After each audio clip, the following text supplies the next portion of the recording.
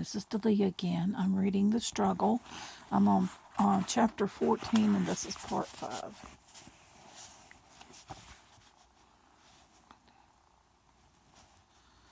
Elena was in a perfect position to view the little drama that occurred about halfway through lunch.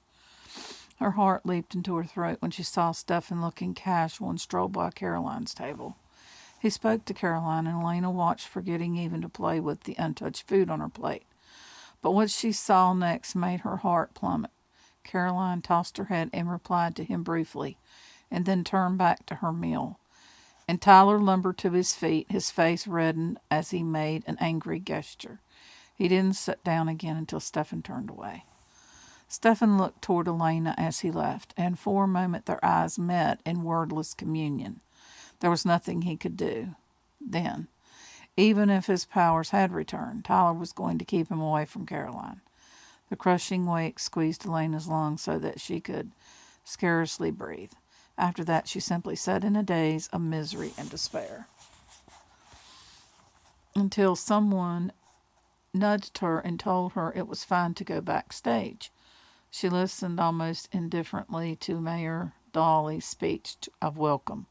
He spoke about the trying time Phil's church had faced recently and about the community spirit that has sustained them these past months. Then awards were given out for scholarship and for athletics for community service. Matt came up to receive Outstanding Male Athlete of the Year, and Elena saw him look at her curiously. Then came the pageant. The elementary school children giggled and tripped and forgot their lines as they portrayed scenes from the founding of Phil's church through the Civil War. Elena watched them without taking any of it in. Ever since last night, she'd been slightly dizzy and shaky, and now she felt as if she were coming down with the flu.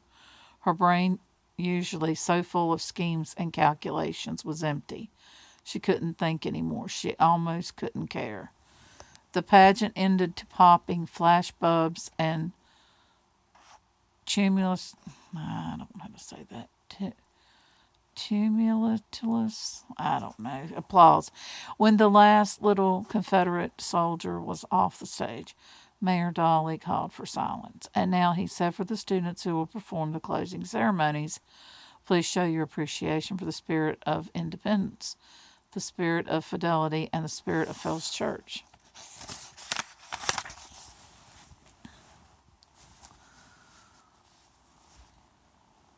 The applause was even more thunderous.